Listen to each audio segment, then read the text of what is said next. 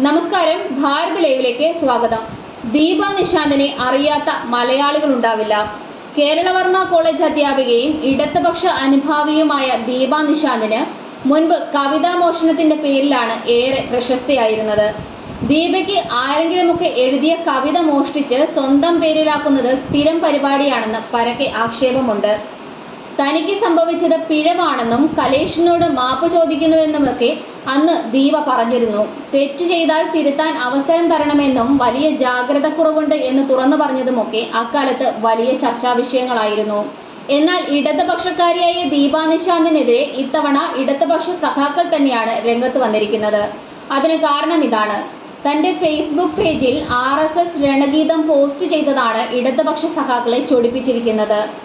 വിദേശ സന്ദർശന വേളയിൽ എടുത്ത ചിത്രങ്ങൾക്കൊപ്പം ചിത്രത്തിന്റെ അടിക്കുറിപ്പായിട്ടാണ് ദീപ നിശാന്ത് RSS ഗണഗീതത്തിലെ വരികൾ കൂടി ചേർത്തിട്ടുള്ളത്.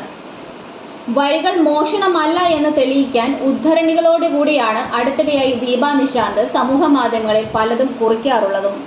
എന്നാൽ പ്രശസ്തമായ ഗണഗീതത്തിലെ വരികൾ ദീപ നിശാന്ത് അറിഞ്ഞുകൊണ്ടാണോ അതോ ഗണഗീതമാണെന്ന് അറിയാതെയാണോ പോസ്റ്റ് ചെയ്തതെന്നാണ് സഖാക്കളിലായുള്ള ആരാധകരുടെയൊക്കെ ചോദ്യം. പുണ്യവാഹിനി സേചനമേൽക്കും പൂങ്കാവനങ്ങളുണ്ടിവിടെ. ഇലയും ഇതളും പൂവും മൊട്ടും ഇറുത്തെടുത്തർപ്പിച്ചിടാൻ തല കുമ്പിട്ട് തരും പൂങ്കൊമ്പുകൾ തഴച്ചു വളരുന്നുണ്ടിവിടെ എന്ന വരികളാണ് ദീപ നിശാന്ത് ഫേസ്ബുക്കിൽ പങ്കുവച്ചത്.